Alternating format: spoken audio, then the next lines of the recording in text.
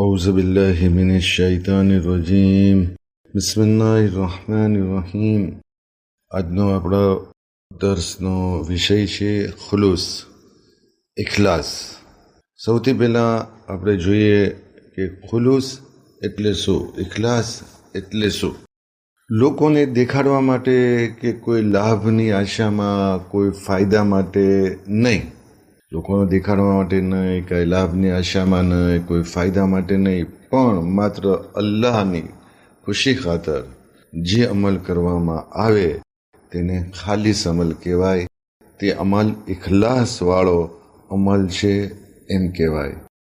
કયો અમલ કે જેમાં કોઈ દુનિયાવી ફાયદો આપણે નજર સમક્ષ ન હોય, ફક્ત અલ્લાહની ખુશી આપણી સામે હોય કે બસ આ અમલ એ માટે કરું છું કે બસ અલ્લાહ માટે, અલ્લાહની ખુશી માટે કરું છું. એ અમલ આપણે જે કરીએ એને ખાલીસ અમલ કહેવાય. હવે આપણે કુરાનની આયતોથી આપણા દર્સની શરૂઆત કરીએ. સૌથી પહેલાં જોઈએ સૂરે અનામ આયત 162 162. અલ્લાહ કહે છે, કુલ ઇન્ન સલાતી વ નુસુકી વ મહ્યાઈ વ મમાતી લિલ્લાહી રબ્બિલ આલમીન. જેનો મફહૂમ છે કે તું કહે, બેશક મારી નમાઝ તથા ધાર્મિક ક્રિયાઓ, દીની આમાલ અને મારું જીવવું તથા મરવું બધી દુનિયાઓના, સંઘળી દુનિયાઓના પાલન કરતા અલ્લાહના જ માટે છે. બીજી આયત છે સૂરે બૈયાના આયત નંબર 5, જેનો મફહૂમ છે અને તેમનો બીજો કોઈ હુકમ આપવામાં આવ્યો ન હતો પણ હા કે અલ્લાહ માટે દીનને નિખાલસ કરીને તેની જ ઇબાદત કર. અલ્લાહ માટે દીનને નિખાલસ કરી તેની જ ઇબાદત કર. એટલે જે ઇબાદત કરીએ, જે નેક કામ કરીએ, જે કાંઈ કામ કરીએ એમાં નિયત ફક્ત અલ્લાહની ખુશી હોવી જોઈએ. હઝરત અલી અલ ઇસ્લામ એક હદીસમાં કહે છે, એવા માણસ માટે ખુશખબરી છે જેણે પોતાનો અમલ, ઇલ્મ, મોહબ્બત, કીનો, કોઈ પણ વસ્તુ મેળવવી, કોઈ પણ વસ્તુ છોડી દેવી, વાતચીત, ખામોશી, કાર્ય, બોલવું ફક્ત અલ્લાહ માટે ખાલીસ કરી દીધા છે. આમ જોઈએ તો જીવનની બધી જ વસ્તુઓ આ આદેશમાં આવી ગઈ કે જે પણ કામ કરીએ છીએ એને ફક્ત અલ્લાહ માટે કરીએ છીએ, તો એના માટે એ માણસ માટે ખુશખબરી છે. ઇમામ સજ્જાદ અલી ઇસ્લામ અલ્લાહ પાસે દુઆ કરે છે કે અમારી તમામ કોશિશોને તારી જાત માટે, અમારા તમામ પ્રયત્નો તારી ઇતાઅત માટે અને અમારી નિયતોને તારી સાથેના વ્યવહારમાં ખાલીસ બનાવી દે. તમારા દિલોને ખાલીસ કરી લો. જે કાંઈ કામ કરો અલ્લાહ માટે કરો. તમારા દિલોને ખાલીસ કરી લો તો તમારો થોડો અમલ તો થઈ જશે. હઝરત મૂસા અલ ઇસ્લામ સાથે રાઝો નિયાઝની વાતો કરતા ખુદાવંદે આલમ ફરમાવે છે, એ મૂસા, જે અમલ સાથે મારી જાતનો ઈરાદો કરવામાં આવે તે ઓછો હોવા છતાં વધારે હોય છે. જે કામમાં મારા સિવાય કોઈનો ઈરાદો કરવામાં આવે તો તે અમલ વધારે હોવા છતાં ઓછો છે. હઝરત મૂસા અલ ઇસ્લામ અને હઝરત શોએબ અલ ઇસ્લામના જિક્રમાં છે કે જ્યારે હઝરત મૂસા અલ ઇસ્લામ હઝરત શોએબ પાસે પહોંચ્યા, જ્યારે સાંજનો સમય થવા આવ્યો હતો, જમવાનું તૈયાર હતું. હઝરત શોએબે હઝરત મૂસાને ફરમાવ્યું, યુવાન બેસી જાઓ, જમવાનું જમો.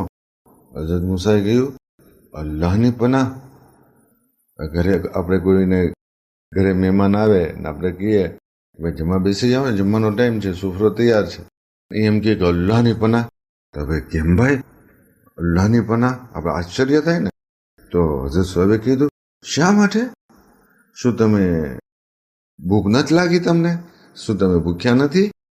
હઝરત મૂસાએ ફરમાયું, ભૂખ તો લાગી છે પણ મને એ વાતનો ડર છે ક્યાંક તમારું જમાડવાનું કામ ઘેટાઓને પાણી પીવડાવવાના બદલામાં ન આવી જાય.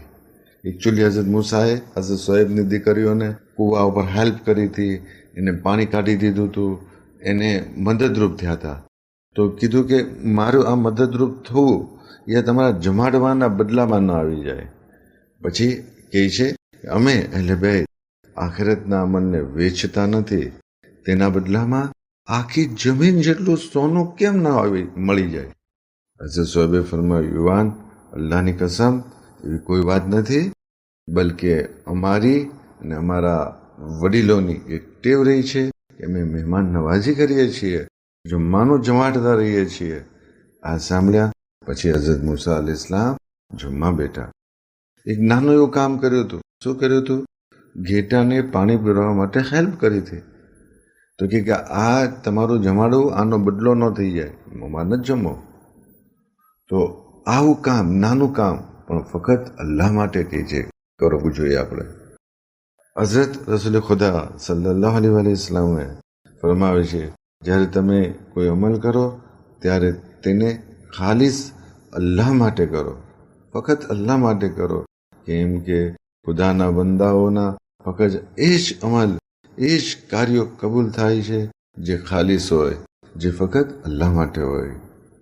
તમામ અમલ ધુમાડો બનીને ઉડી જશે, સિવાય એ અમલ કે જેમાં ઇખલાસ હશે, જેમાં ખુલૂસ હશે, જેમાં નિયત અલ્લાહની ખુશી માટે હશે. અમ્ર ઇબ્ન અબ્દવેદ, જંગે ખંદકનો બનાવ છે આ. અમ્ર ઇબ્ન અબ્દવેદ બહુ મશહૂર પહેલવાન હતો, બહુ બહાદુર પહેલવાન હતો. આટલો બહાદુર હતો કે એકલો 1000 માણસો સામે લડી શકતો. સામે 1000 માણસ હોય ને પોતે એકલો હોય તો પણ એની સામે લડી શકે. જંગે ખંદકમાં આ પહેલવાન મુશરિકોની તરફથી આવ્યો હતો અને ખંડકને કુદાવી અને ઇસ્લામી લશ્કરની સાઈડ આવી ગયો. અને એ પણ તે સાઈડ કે જ્યાં રસૂલુલ્લાહના ખેમા હતા, રસૂલુલ્લાહ એ ખેમામાં હતા તેની એ સાઈડ આવી ગયો. અને તરત જ તે આવીને કીધું, છે કોઈ મારી સામે આવો લડવા? કોણ આવે છે મારી સામે લડવા? પણ કોઈની, મુસલમાનમાંથી કોઈની આટલી હિંમત નહોતી કે એની સામે લડવા જાય. આખરે હઝરત અલી અલૈહિસ્સલામે કીધું, યા રસૂલુલ્લાહ, આના મુકાબલામાં હું જાઉં છું. રસૂલુલ્લાહે ફરમાયું, આ ઉમર ઇબ્ન અબ્દવેદ છે. હઝરત અલી અલૈહિસ્સલામે કીધું, અગર આ ઉમર ઇબ્ન અબ્દવેદ છે તો હું પણ અલી ઇબ્ન અબી તાલિબ છું. પછી હઝરત અલી અલૈહિસ્સલામ રસૂલુલ્લાહની દુઆઓ લઈ અને અમ્ર ઇબ્ન અબ્દવેદના મુકાબલામાં નીકળ્યા. જબરજસ્ત જંગ થઈ, ચારે બાજુ ધૂળના ગોટા ઉડે. આખરે હઝરત અલી અલૈહિસ્સલામે અમ્ર ઇબ્ન અબ્દવેદને નીચે પછાડી દીધો અને એના સીધા પર સવાર થઈ ગયા. બસ આટલી જ વાર હતી કે એને કતલ કરી નાખે.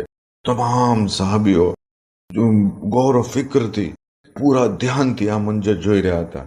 એટલામાં અચાનક જોયું કે હઝરત અલી છે એને જીવતો છોડી અને એના નીચે ઉતરી ગયા, એના શરીર પરથી નીચે ઉતરી ગયા.